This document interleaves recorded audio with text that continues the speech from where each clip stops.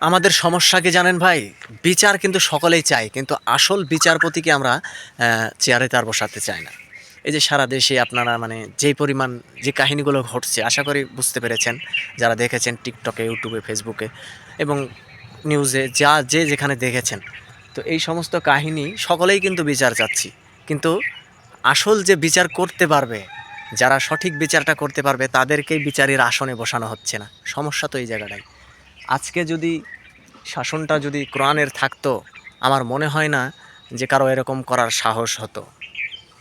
তো ভাই যাই করেন না কেন, এ দেশে যদি সঠিকভাবে পরিচালনা করতে হয়, এমনকি মানে সঠিক বিচার বা সঠিক রায় বা সঠিক সিদ্ধান্ত যদি পৌঁছতে হয়, নিঃসন্দেহে কোরআনের আইন চাই।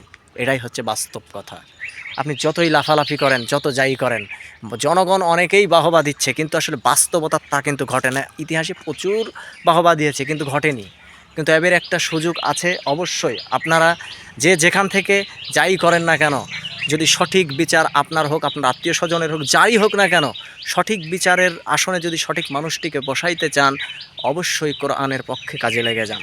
তাছাড়া এই আপনার যতই ওই লাফালাফি করেন, আজকে হয়তো মনে করছেন আমার কিছুই হচ্ছে না, বাদবাকি যা করে করুক, আমি তো নিরাপদ আছি। ভাই, এটা আপনার সম্পূর্ণ ভুল ধারণা। আপনি যদি চোখের তলেও লুকিয়ে থাকেন, তাও আপনাকে টেনে বের করানো হবে। এটা সেই বাঙালি জাতি এমনই, যে আপনি যদি চোখের তলেও লুকিয়ে থাকেন, সেইখান থেকে আপনাকে টেনে বের করে আপনাকে এক সময় না এক সময় এই মানে সামনে ইয়ার দিকে ফেলবে আর কি, যেটা বলতে আমার ফেসবুক গাইডলাইনে নিষেধ।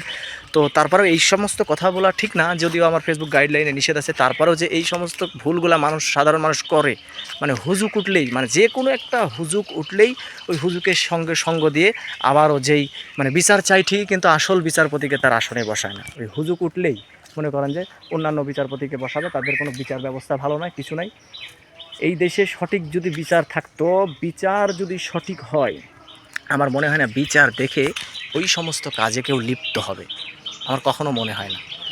তো বারবার আমরা একই ভুল না করে, আমি একই কথা বারবার বলছি এই কারণেই যে কেন ভাই, এই আমাদের কি মানে বলার ভাষা নাই, মানে ভাষা হারিয়ে ফেলেছি। আপনারা বারবার একই ভুল কেন করেন? অবশ্যই আপনারা এবার একটি সুযোগ, আল্লাহর কোরআনকে যেন সংবিধানে দেখতে পারি, এই লক্ষ্যে কাজ করে যাবেন। সবাই ভালো থাকবেন, সুস্থ থাকবেন। আল্লাহ হাফেজ। যদিও আমার এইসব কথা বলা ঠিক হয়নি, হয়তো ভুলভ্রান্তি হতে পারে, হয়তো আমি যেটা বুঝাইতে চেয়েছি আপনারা বুঝতে পেরেছেন।